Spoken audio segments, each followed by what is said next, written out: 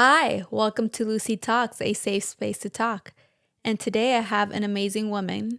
Her name is Tara Romero. Hi. Hi, Lucy. Thanks so much for having me on your podcast. I'm excited to be here. So, Tara is a woman who does it all. She does fitness, she is a doula, she is a caretaker, she is just amazing at everything. Oh, and a great cook. Really great cook. Thank you. Let's start at the beginning. What inspired you to become a doula? Well, it's kind of a funny story. I feel like I was always really interested in women and the whole process of giving birth and motherhood and I remember like even before I had any children, I would watch all like the TLC shows of like when they're going through labor and delivery, and I was just fascinated by it. And when I became pregnant with my first child, I really like dove into like learning more about what was to come. As a first time mother, I was afraid of going through labor, but I knew that I wanted to experience like everything that I was meant to go through. So I aimed for a drug free delivery, and I was able to do that successfully. And then also, I hadn't really grown up around other women who nursed their children, and so that was something else. I was like, I want to give that a try. I think it'll be a neat experience, and it just made sense to me the more I did research about it that would be like the best food to offer my daughter if I could do it.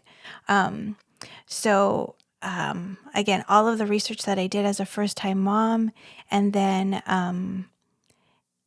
following, I considered the work as a doula, but I was raising my own children, so it didn't happen. I read books about midwifery and natural childbirth. I dug into work by Ina May Gaskin, and I don't know if you've seen the show on Netflix Call the Midwife. Excuse Call the me. midwife. Call the Midwife is a really good show about midwives in London post World War II, and when they would actually go to these Oh, damn. they'd It's from go back in the days, back in the the ancient yeah, days. God they would damn. not so ancient, Oh, but it feels like it in comparison, because they would go to these women's homes and help them deliver their babies with like minimal equipment and not the most cleanly situations, and minimal interventions as well. And I got so into the show that then I read the book of memoirs that the show is based on by a woman named Jenny Worth, I believe. And so I was just really fascinated with all of that and just seeing how powerful women are. And I've always had this heart for helping women. I feel like I'm a natural nurturer and teacher and a healer of sorts in my own way, just sharing whatever wisdom that I can and encouragement. But like I said, I was raising my own kids, and then I did some work as a hairdresser, which hairdressing is its own form of like I'd call it therapy. Like I'd have therapy. therapy sessions with the women. Like they'd get me doing their hair, making them feel beautiful, and then also being able to share with whatever was on their hearts. And I did work in a salon, and then I had like my own. I did services out of my home where moms a lot of times are like nursing their babies underneath their capes, and like, kids were always welcome, because I didn't want that to be a barrier for why they couldn't have like Yeah, a little definitely. care, a little Yeah. pampering. And it always worked out. It always worked. And I never had a screaming baby. Like it was That's always amazing. good. And I would provide little snacks as they got Oh, bigger. wow. And then I got into fitness also because I wanted to help women again, like feel empowered, feel good about themselves, feel confident and capable, and I guess just feminine. Like there's so much power in our femininity. But what led me to being a doula was after my separation, I was looking for a different kind of work, and I was talking to a friend who was a new friend who was a doula, and it just like clicked. I was like, yes, that is something that I'd wanted to do that I'd kind of forgotten about. But now was here. I was in a season where I could actually do it because my kids were bigger. And so I began helping women. I always had, in some form, been doing that work just without pay, just naturally wanting to help and come over, make meals, offer any like advice or like questions that women had around having a baby and what to expect and what to do afterwards when the baby has these bumps on their skin, or I have this going on. Is that normal? Like, should I still have my period right now? Like all of the things that come up. And so I got into helping women and their children, which again, natural nurture. I'm the oldest in my family. Always had kids around. I love children, and before I went to beauty school, I wanted to be a preschool teacher or work in some kind of a daycare or something, because I have a heart for kids. Probably because I didn't have the nurturing that I wanted growing up, and so it's like been healing for me, like rewarding for me to like still give that love to other kids because they all deserve that. It's very humble work. I mean, before we started recording, we were talking about how the word doula means slave in Greek. That's the Greek origin, or the origin of the word. I mean, I'm not, of course, like I get paid for my work now, and I think there's a lot of misconception around what a doula does or doesn't do. We are not medically trained. It's midwives that are trained, and they can do just about anything that an obstetrician could do during the labor and delivery, except perform surgery. So they are educated and well trained, and their training is very different. So when the woman is pushing, like you're able to catch the baby, or No, you're not. no. Oh, So I'm there to support the woman. So okay. doula is like the definition of a doula now is more usually a female that is there to support a mother, either during birth or following the birth. So there's specific women or people that do just births. They're a birthing doula, or they are postpartum doula and help after the birth. And I mean, a good doula, if she makes has a good relationship with her clients, and depending on the how long they want her services, will provide care after she has the baby, some check-ins and make sure she's okay. And she's also can be there like before, like during the pregnancy.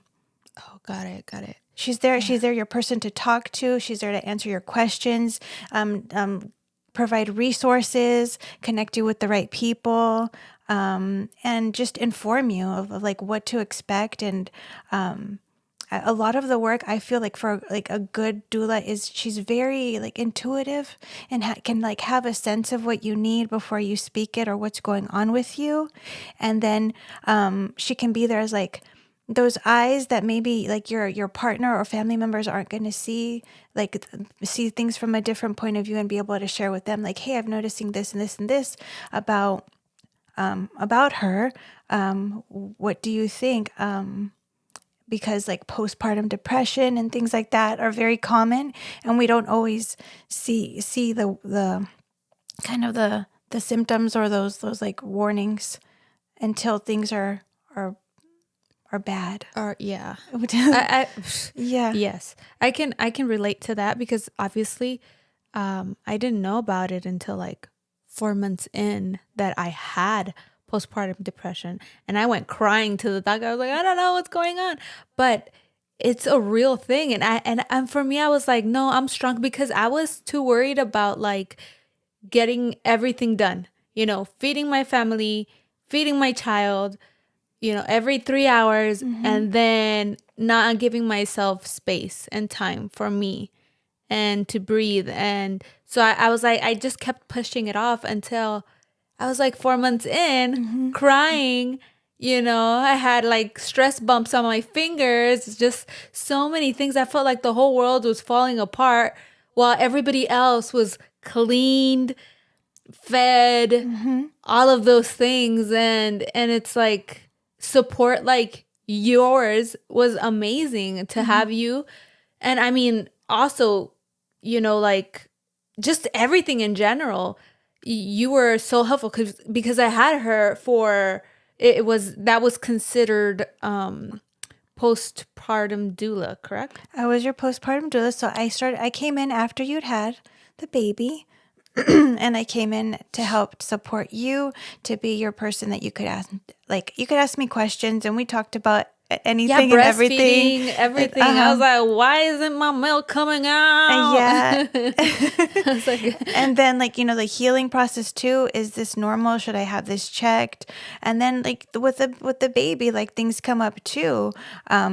The teething before and after shots, what's going on, with this, if they have a rash or all of those little things, why are they crying? Why is she why is she crying again? Did I do something wrong? Yeah. And not only that, when you would watch her and I was resting, she's perfectly fine. She loves you. She's laughing. And then you leave. And then with me, she's crying and crying and she won't stop crying. I was like, what's going on? Why is she crying?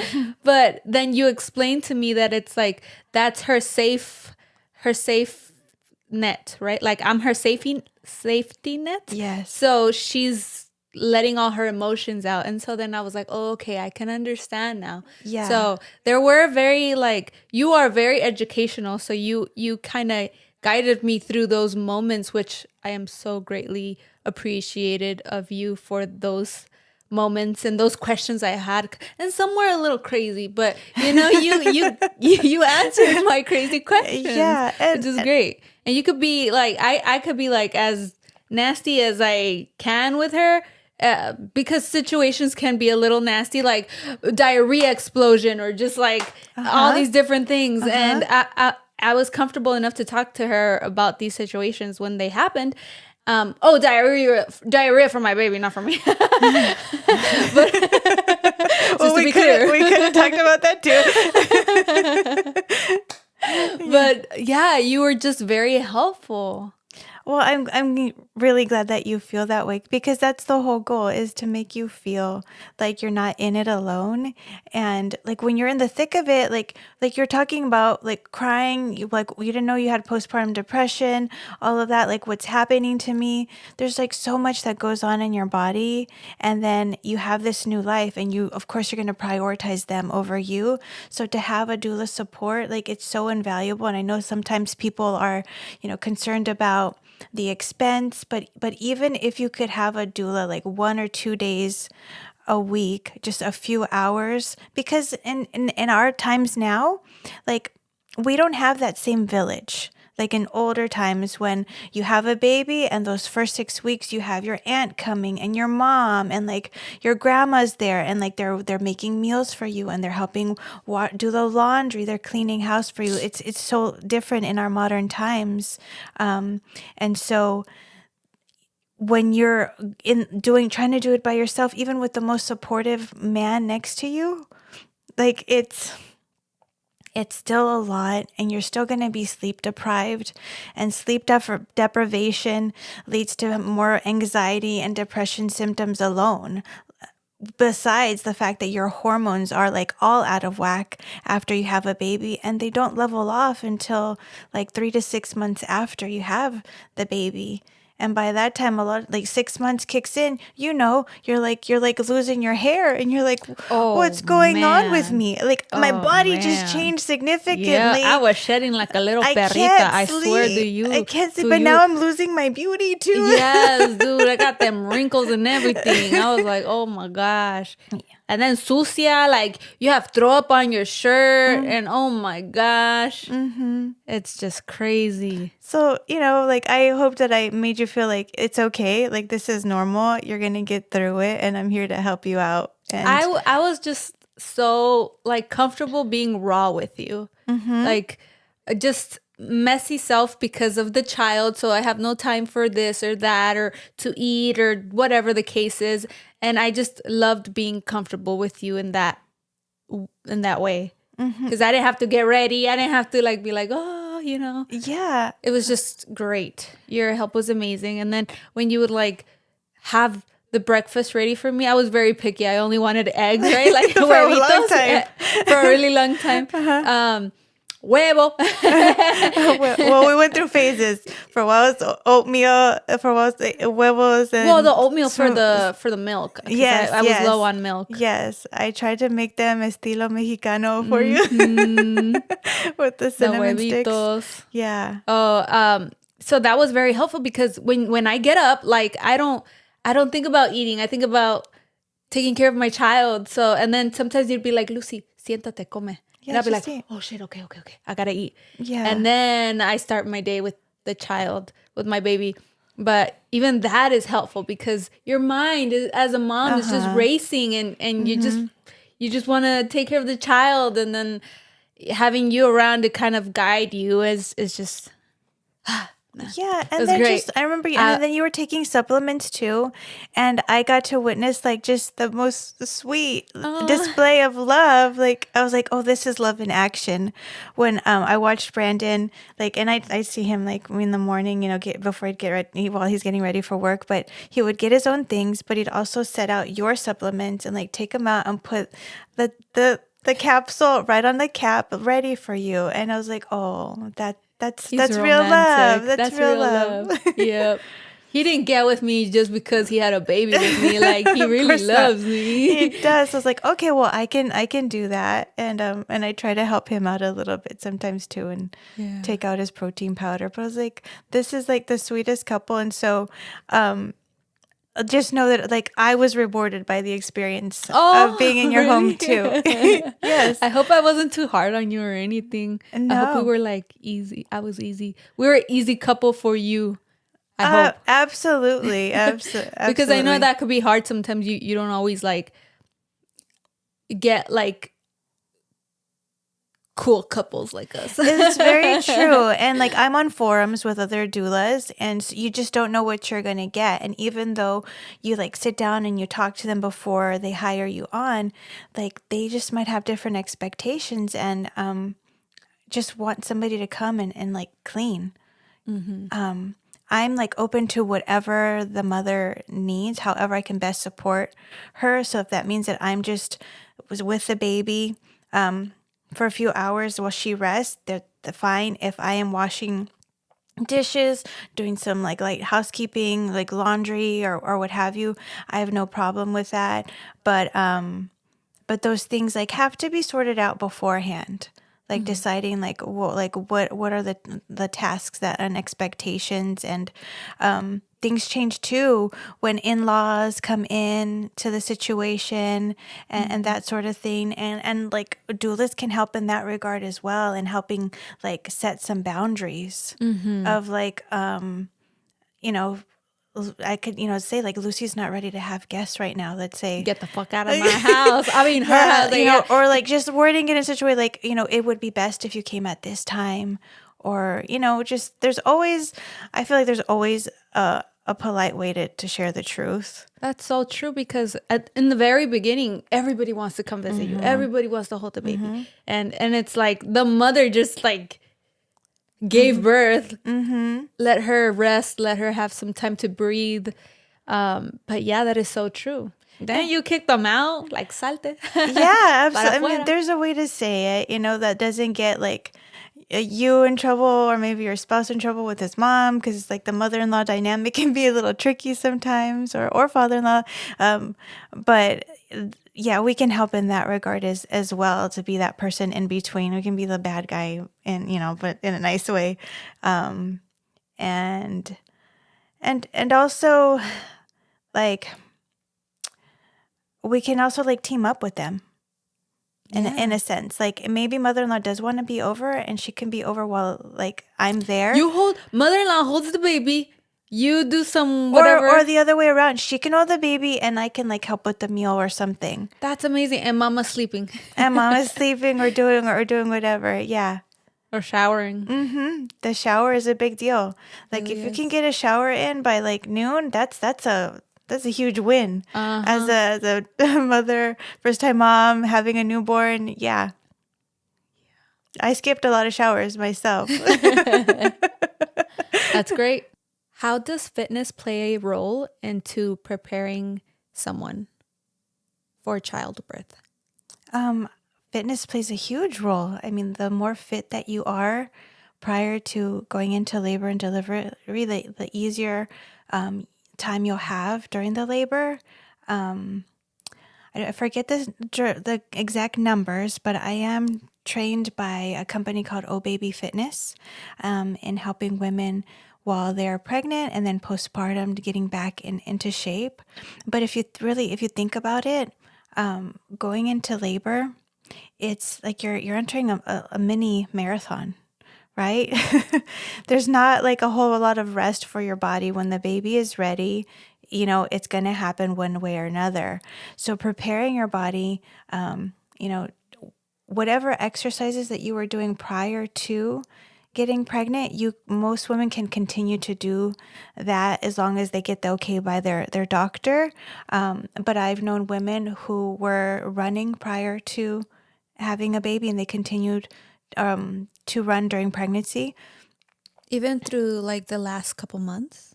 Is it okay to run? They had to switch things up, but they had been doing cardio the whole time, so they were fine.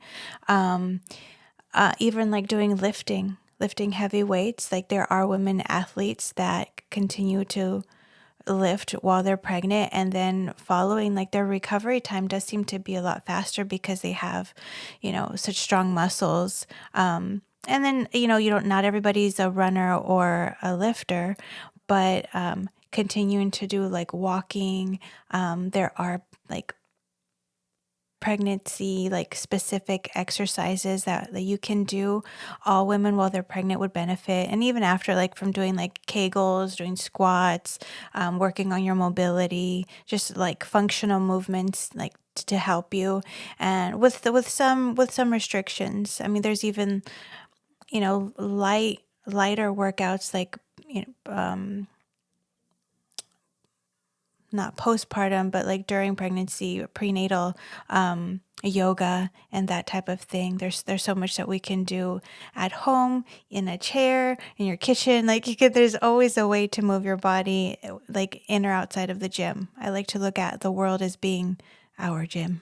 Like, wow, that's a good one. Yeah, right the world there. is our gym, and so we can always move our body, and even if it's just dancing, right? Wow. Moving your body and like it's so good for not just for physically, but like mentally and emotionally for us to like shift that energy, right? Whatever like worries a woman might have during pregnancy, they can kind of be like, dissipated by moving her body and doing something joyful movement. Movements. Yeah.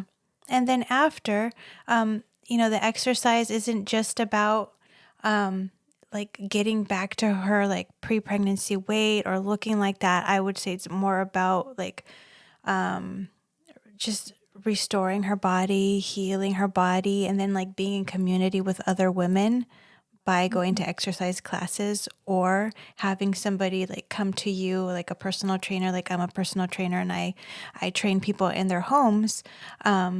Somebody there to teach you like movements, and just again, part of what I do as a personal trainer is being a bit of a therapist and listening to people and knowing like what's going on and having having somebody to vent to a little bit for that hour. Wow, that's amazing. I remember when I was I was waddling in my big belly. I didn't want to like do any exercises, but to be fair, I didn't exercise really before that. So there's like, but I do remember using the ball and then like bouncing on it so the baby could come out sooner. Yes. And I was walking a lot, and I did notice a difference when I would walk outside.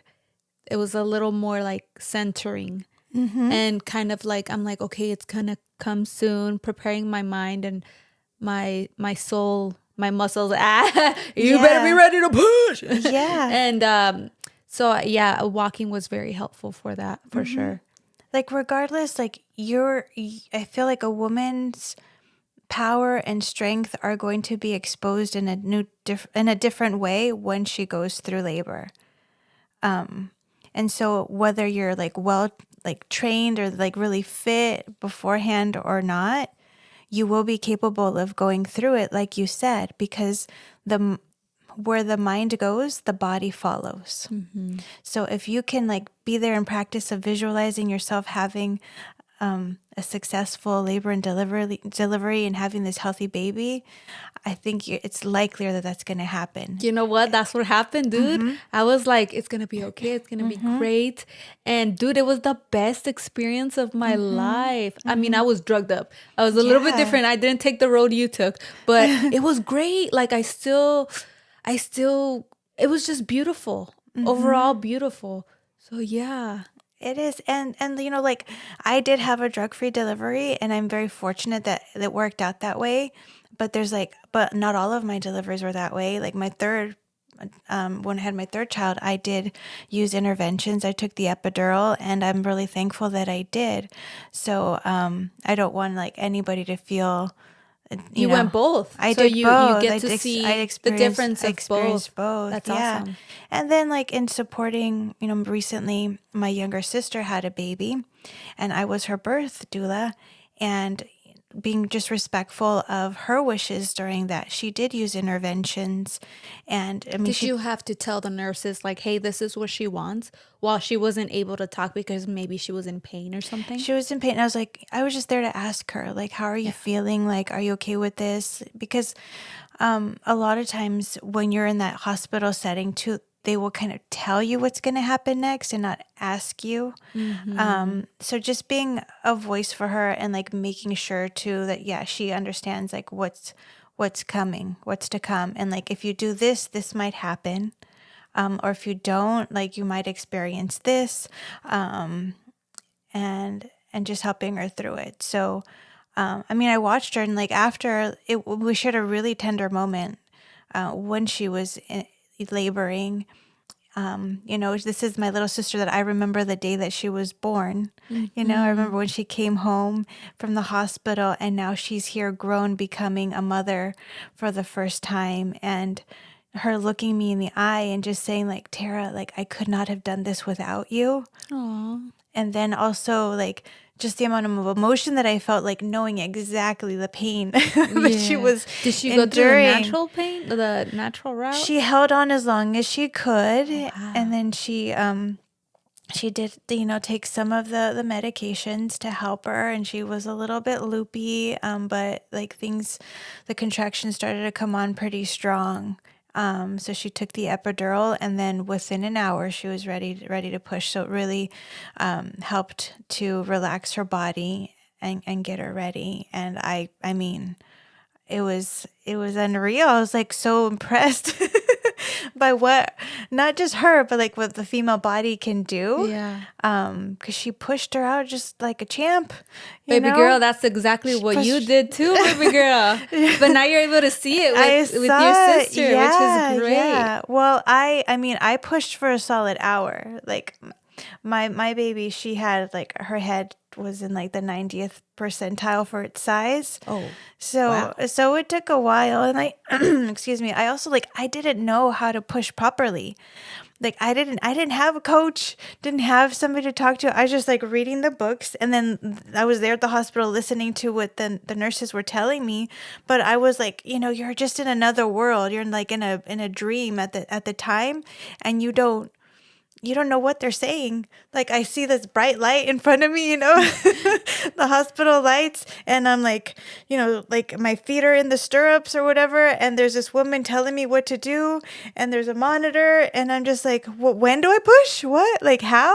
Dude, you become like a freaking superstar. I remember that so clearly because it's like, you're like, they're like, oh, she's ready. She's 10 centimeters, whatever. And then all of a sudden this big ass light comes in front of you. And like all these nurses come around you, and you're like, where the fuck did you come from? Like, they're all here to see you at the show. They are, and they know exactly what to do. They're there on cue. But I will say, like they say that you will have like this like amnesia after you give birth, and First off, I don't even know what the hell amnesia is, no, girl. there's no amnesia. I didn't know. There's Is no that a forgetting. person? You know, like when you forget, Oh, like when you the amnesia. forget? There's no amnesia. I do a lot of that, yeah. I remember that pain, but they say that it kind of like goes away so that you're not, discouraged from having a second child. It's like a freight train. Like I was like trembling. I Yeah. was trembling and like moaning through, which I've learned recently. Like there's this connection between our throat and our cervix. Mm. Yes, like the tissues that are in our throat and our vocal cords, which like the neck is called the cervical spine, are very similar to those in like the lower part of our uterus or the cervix. And so it makes sense that like when you are giving birth, like the moaning that happens, like how that helps the labor progress. Wow. So like you're kind of like you're trying to meditate by humming, right? Or moaning? The moaning or singing, Or the what yeah. we're doing, like that It, can it help you relaxes through. down there. Is that what you're saying? It helps open up the cervix. God damn. If I would have known that, I would have been like, ha la la la la la la la la I would have been singing all this karaoke shit, girl. I would like, come out. Yeah, but it's just so interesting. And like when a woman doesn't have the space to like use her voice, like Yeah. like how that like affects us, how it affects Yeah. our body and the psyche, and then like it can affect us during labor too if you feel like you cannot make noise, which in some cultures they discourage that, or religions. Like That's horrible. Oh, hell no. so yeah, I mean the hospital environment is what it is, and I wish for more women that they can like experience a like, even if you do have a hospital birth, have it in like a calmer setting, and that's where birth doulas can do their part. We'll come in with a birthing bag with goodies to help her feel safe. And that's so important when you're going to labor in the animal kingdom. That's what the mommies do. The mommies will find that safe space to like in a corner or what have you to give birth to, like I'm thinking of like a cat right now, and to give birth to her litter. She'll like hide, find a safe, quiet space, dark space, give birth there. But it's not until she finds that safe space that she will allow her body you just blew my mind. allow her body I didn't even think of that. That is so freaking true. Those animals do go away and like have their kitty litter somewhere. Yeah. Wow. Yeah. So, I mean, we're animals as well, so we need that safe Rawr. space. So,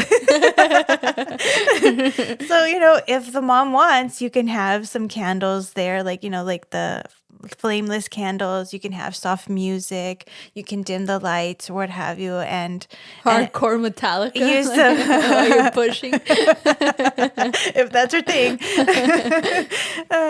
She's like, yeah, maybe like... Maybe at the end. You're so funny. But whatever she needs in order to have a healthy baby. I mean, I really wanted that experience for myself. The Metallica experience? No, I mean, I don't know. I'm getting too old to have a fourth child. You can do it. But like I did contemplate a home birth or like a birthing center. It's just unfortunate that it's a lot less expensive or more affordable to do, like if you have insurance, to just have a hospital birth. So I saw the celebrity do Hillary Duff. She birthed her children in like at home in a pool. In a pool. Wait, does that mean that you cannot get epidural? Does that? Yeah, you can't have an epidural hooked up while you're in that pool. Oh, so she went for a natural birth. Wow. Yeah. Damn. That's mean, great. It's really cool. Like if once you're in that pool, you're stuck.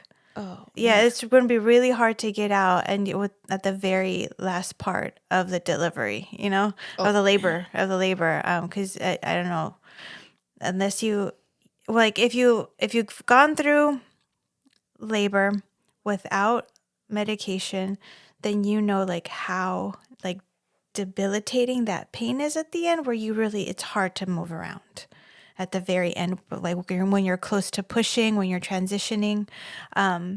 And that's why they tell you too, like they give you your last warning, like this would be the right time to have the epidural if you're going to have the epidural, because after this, like, there's not much that we can do. Like it's going to be so uncomfortable. It'll be hard for them to like implement it, with you being still. You have to be in a certain position. But where was I going with that? Yeah. So back to the water, back to the pool. That water though, that can be very relaxing. So maybe you don't have the drugs, but you're relaxed and you're in a more comfortable position too.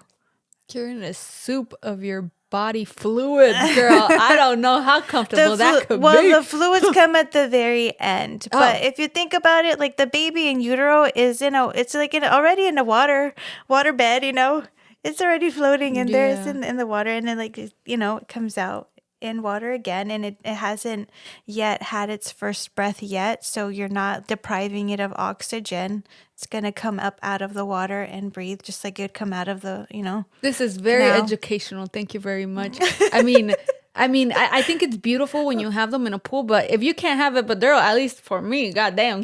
And there's this viral video right now of this woman who gave birth to her sixth baby in the front seat of their car. Oh my goodness! Oh no! Yeah, no. Like some women are built differently. Wait, but everybody is your sixth child like it's easier to come out, right? Like after you've had so many, like it's easier to come out. In theory, but every woman is different. Oh, okay. But statistically, from my understanding, yes, each labor tends to be shorter. So, and she got in the car as soon as she first started having contractions. Oh, wow. And this woman couldn't have a home birth because of where they were living. Like she was on a college campus and they didn't allow that. So, and it happened in the car. Wow. I know, that's fascinating to me. Wow. So fascinating that women can have them that quickly. It makes me think of my ancestors, like I'm a descendant of these black slaves that I just picture them, working the fields, picking the cotton. And I hope nobody takes offense to this, but this is just my mind, how it thinks. They didn't have much time to rest, right? That wasn't allowed. Mm-hmm. So you're working one day, giving birth to this baby, and then you're back at work again soon after. Do you feel that maybe your ancestors maybe also did doula work? I mean, before it was even called doula, do you think that they did that back in the days, your ancestors? And do you feel like maybe they passed that on to you spiritually, so then now you are a doula helping a bunch of other women go through beautiful experiences? Perhaps. I think perhaps. Now we're going spiritual, which yeah, which I love the spiritual talk. I think that I come from actually a line of women who didn't have as much power or say. And so now I get to use my voice and, yes, provide care for women who are learning to use their voice. I've had visions of myself more being mistreated, and I don't know if those are my own memories or it's my imagination or stories from my ancestors of them being mistreated because they were more beautiful. Mm-hmm. Used for pleasure, and then but because of that, then they were given certain privileges, like being inside of the house more and doing more housework because they were pretty or had lighter skin. Oh, okay. And these are stories that you've grown up hearing from your family. Well, I know that like in part of my family tree there, like my great grandmother was Black, and like I'm a descendant of slaves, and just because they were slavery, was abolished, that doesn't mean that like right away things got better. We know that historically it took time for like Black people to have more rights, and while they did earn pay, it wasn't a lot. And so I know that women in my family have been like housekeepers, been the maid, the caretaker for money, right, as a way to provide for themselves and their families. So I feel that, like I feel that deep within me. And I feel their call to like to do better. That's so beautiful. To do better and make them proud. And again, Girl, you're making them proud. Use my voice and not have to stay in situations that are difficult. And I mean, without getting like too personal, that was part of like what gave me strength to go through my divorce and to say like just trust my inner knowing that my marriage had like served its time, like that I needed to start a new chapter in my life, and trust that things would fall into place. I didn't have the answers of how I was going to be able to provide for my kids, how I was going to be able to juggle working and them going to school and all of that comes with separating after, being with somebody for a long time, especially. Yeah, that's so beautiful that you found the strength through all of that and still decided to better your life in such a beautiful way. And you continue to shine bright and help so many other people, at least women that I know of. So that's so amazing. Thank you. I think I feel a deep sense of responsibility because of the amount of gratitude that I have. I believe in a higher power. I believe in God, and I believe in this loving energy, this light, and that this light is within me. And out of appreciation for all of the good that's happened in my life, the care that I've received, the guidance, and just the safety that this God has provided me. Like, even though I went through harder times, like good always came out of it. And because I feel so much gratitude for that, I want to live my life in a way that of service, really live out my purpose, however that might be, and be willing to try different things if I feel like led in that direction. Yeah. And I see evidences of that often, like I do believe in like angel numbers, and I see them every day, and it's like, okay, I'm on the right path. Yes. I'm in the right place. Yes. And that would happen to me often, actually, coming into your home. Oh, wow. Yes. We got the good juju. You do. And like even your backyard is like so magical. It's so peaceful, and it just feels so good. It was very like healing for me to like come and work for your family. Oh, it was. It's just like, even though like I was here and I did a job, I did work, it was, there was like some rest involved in it too. A rest for my mind. Wow, that's so nice. Yeah. Wow. You didn't know that? No, I didn't know that. Yes. That's amazing. Wow, I love you even more. Oh, I love you too. But I think like, again, like no matter what we do in life, whatever work we do, and I do a lot of things. I have done a lot of things, but no matter what you are doing, you can still be a source of good and a light to other people. That's for sure, man. Just by being yourself. That's the best gift that you can give anybody, is to show up as your authentic self. That's for sure. I think that's why we got along, girl. Absolutely. But not only that, I was always so impressed. You'd be like, oh, yeah, I could do this and I could do that. And I'll be like, what the hell? Like, you got time for all of that? You're like, yeah, I learned how to do this and that and that and this. And I remember one time I was like, I'm going to ask you a really weird question, but have you learned how to be like dance on a pole? Have you like done stripper work, and you're like, no, I haven't done that. And I was like, oh, okay. But because I was so impressed by all these things you've done, so I was like, you gotta be a good dancer, girl. You gotta be a good dancer. I am curious though. I've known other women who've done like pole dancing lessons, and they come alive when they do it, and it's not easy. It's a lot of calf work, right? It requires athleticism and flexibility, and and arm work, and it's a discipline to learn how to do it. And so, yeah, I've been curious about that, and it's that's just another way for women to feel empowered, like to step into their femininity some more.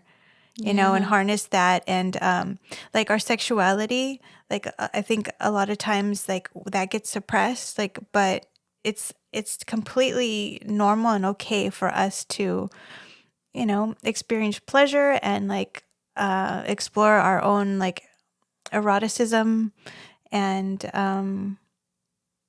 you know, explore that.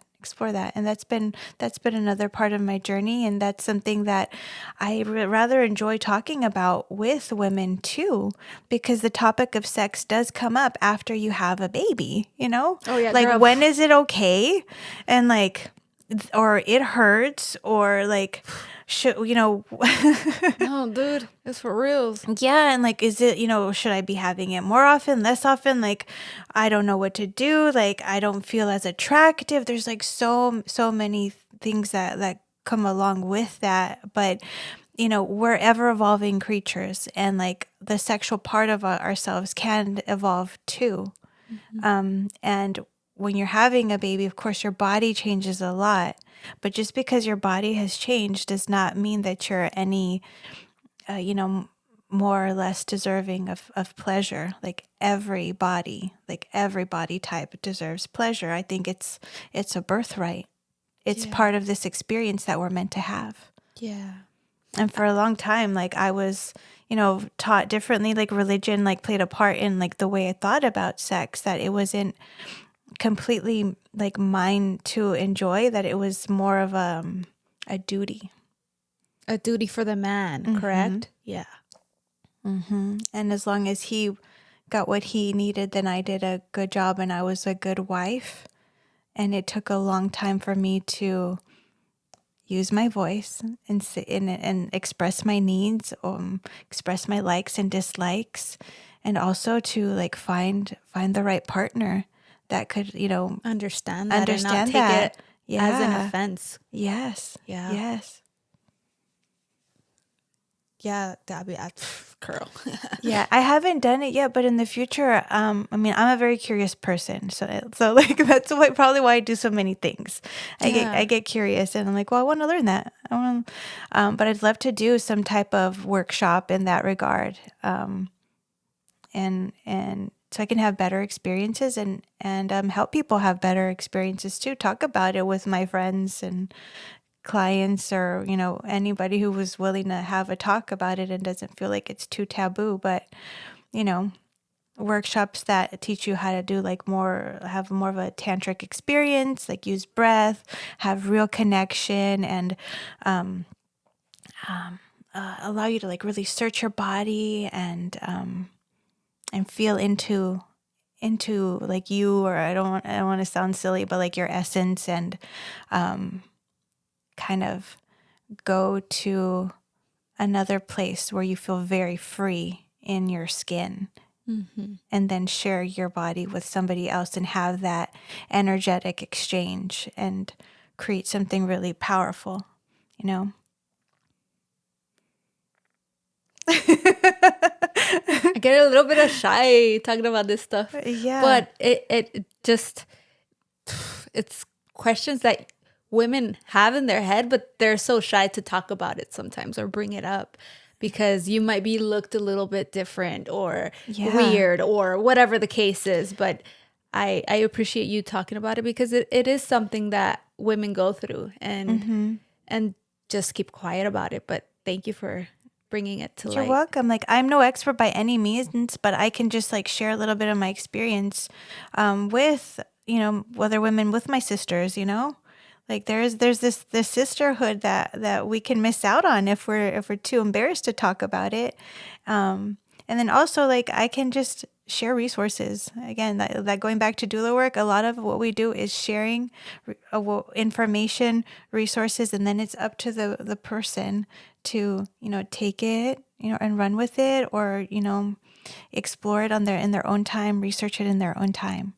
What do you do for self-care after helping women go through what they go through? How do you handle all that energy that you put out to support them? How do you take care of yourself and center yourself to do it all over again the next day? That's a great question. And I don't have one answer, but I have like lots because it just depends. I think that I, as best as I can try to like tune in and see what do I really need? Like what would really fill my cup after I feel like my cup has been emptied. So that might be going for a hike. It might be like actually just taking a nap. So like putting a sound bath in my earbuds, and allowing myself to rest. It might be like going out dancing, which is something I love to do. I love to dance salsa. It might be just vegging out and like watching a show because I don't watch a whole lot of TV. So when I allow myself to, it's kind of nice. Yeah. Yeah, those sorts of things. It just depends. I really like spiritual practices like meditation and breath work, and so I might do something like that to help me feel better. Nice. Because I've been on this journey of like healing and growing myself as a person, and depending on what I'm doing, it might be triggering sometimes. The things that I witness might be triggering in a way where I need some time to like kind of work through that. And breath work, meditation, that sort of thing has been really a really helpful tool for that, or journaling. I actually did something really cool just the other day. I went to a healing center, and my partner was really sweet. He paid for me to do what's called this a bioharmonic bed. I hadn't heard of it, but it's really cool because you go in there and it's using sound frequency to help kind of regulate your body. It starts off by you just speak into a microphone, and it'll record your voice, and based on your voice, the like the octave, the vibration of that, it'll provide like a panel or information on what's going on in your body just by the sound of your voice. So, And was it accurate? yeah, it was very accurate for me what I have going on. So it gave there were four, what do you call them? Reports that came up, and each report like was saying something that's going on within me, like emotionally, and then how that's affecting my body. And we were able to like narrow down, well, which one do I want to focus on today? So I decided that we're going to focus on what came up was a feeling of unworthiness. And if we're really honest, a lot of us deal with that, of not feeling like we're enough or doing enough. So unworthiness came up, and so they created a special playlist with sounds that would help me with more self-acceptance.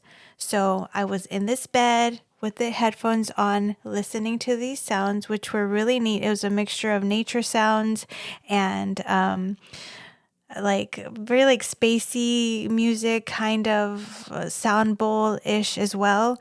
But I did that for 30 minutes, and it was like parts of it were like when you're in a concert and the music is like so intense, like you can feel the vibration in your chest. Mm-hmm.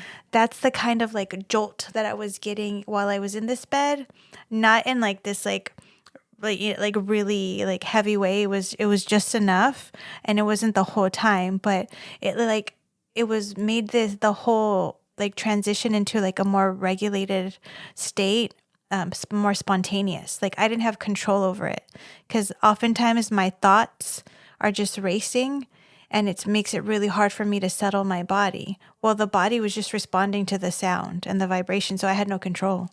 Wow. I wasn't just using my thoughts to help me calm down.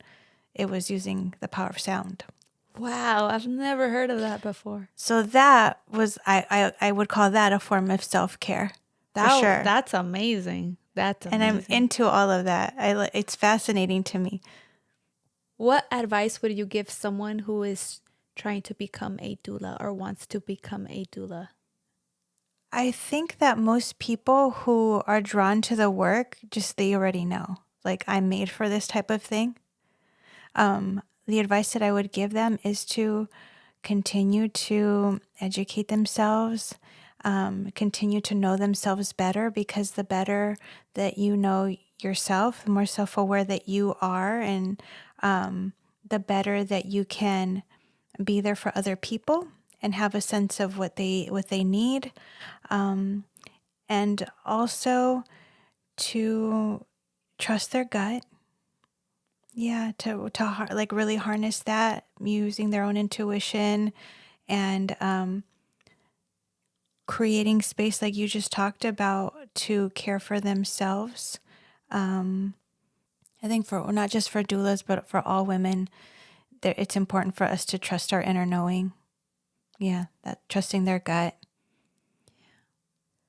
So explore it, see if it's a good fit for you, and if it's not, that doesn't mean that you can't help people. But just follow your heart. So if anyone wants to reach out to you for fitness or doula, how can they reach out to you? Well, I'm on social media. You can follow me on Instagram. I'm Tara Does It All on Instagram, and I also have, that would probably be the best way. But that's my name on Instagram and TikTok. YouTube, is my YouTube channel still up there? I don't know. I think it's a different name, but that would be the best way. Just shoot me a DM and we can get in touch. Well, thank you so much for coming over and talking about your amazing, beautiful story. And I'm so grateful that I had you. I'm so fortunate to have had you watch our child and just experience all the beautiful things you have to offer. So thank you so much. You were very helpful in so many ways, and I love you so, so, so much. Aw. And my daughter loves you so much, I obviously. love too. you so I feel so like she loves much. you more than me, but let's just leave it at that. No. No, but yes, thank you so much for everything. It's been so good to be here, and it was by no coincidence that our paths have crossed, and I think it was like divine intervention, and I feel so blessed to have you in my life. Oh, you're so beautiful. Oh man. Anyways, I hope you have a beautiful day, and thank you for coming over, and I love you. I love you too, boo. Toodles.